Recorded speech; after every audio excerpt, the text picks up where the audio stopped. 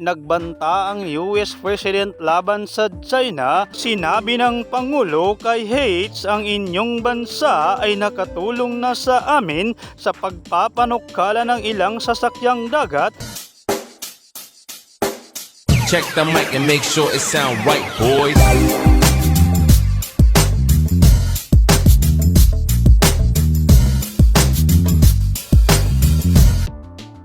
Iniulat na binigyan umano ng ultimatum ni US President Joe Biden ang Chinese Navy at Coast Guard sa West Philippine Sea at sinabi na posibleng gagamit ng pwersa ang US military para mapaalis ang mga Chinese forces sa nasabing karagatan. Ayon sa report, nagbanta ang US President laban sa China at sa katunayan mayroon na umanong estratehiya ang US military upang mapaalis ang mga Chinese vessels sa West Philippine Sea at isa na dito ay ang paggamit ng pwersa.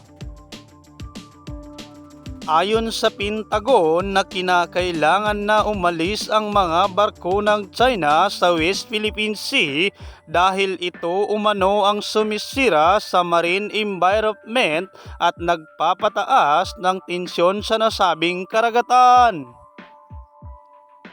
Ayon naman sa ilang mga eksperto, mayroon umanong kakayahan ang US government na paalisin ang mga Chinese vessels sa West Philippine Sea dahil alam nila na wala umanong lakas at kakayahan ang China na direktang makipaglaban sa Estados Unidos. Samantala, noong linggo, nagpalitan ng mga akusasyon ng China at Pilipinas dahil sa banggahan sa pinagtatalo ng karagatan ng South China Sea habang hinarangan ng mga sasakyang pandagat ng China ang mga bangka ng Pilipinas na nagsusupply sa BRP Sierra Madre. Sa isang pahayag, sinabi ng US State Department na ang Coast Guard ng China ay lumabag sa internasyonal na batas sa pamamagitan ng sadyang pakikialam sa paggamit ng mga sasakyang pandagat ng Pilipinas ng kalayahan sa paglalayag sa mataas na dagat. Noong Lunes, sinabi ni Mao Ning, tagapagsalita ng Foreign Ministry ng China, sa mga mamahayag na ang Estados Unidos ay naglabas ng isang pahayag na lumalabag sa international na batas, walang batayan na inaatake at inaakusahan ang mga lehitimong karapatan ng China at mga aksyon sa pagpapatupad ng batas. Idinagdag ni Mao Ning na ang lugar ng Second Thomas Shoal ay palaging teritoryo ng China. Ang Renai Reef ay isang hindi mapaghihiwalay na bahagi ng Nansha Island ng China sa heograpiya, ekonomiya, politika at kasaysayan. Sabi ni Mao Ning na tinutukoy ang mga pangalan ng Second Thomas Shoal at Spratly Island sa kanilang mga Chinese na pangalan.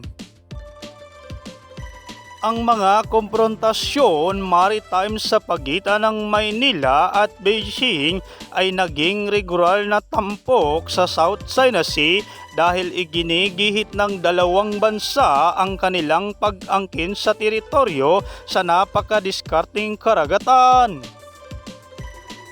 Samantala, sa ibang ulat nitong Miyerkules, sinabi ng palasyo na nakipagpulong si President Ferdinand Bongbong Marcos Jr.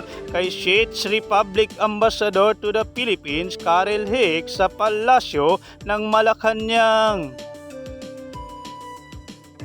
Sinabi ng Pangulo kay Yates, ang inyong bansa ay nakatulong na sa amin sa pagpapanukala ng ilang sasakyang dagat na magagamit namin para sa pag-secure ng aming maritime waters, ang aming maritime territory, at tulad ng dapat mong malaman na ito ay nagiging isang napakahirap na problema na kinakaharap natin.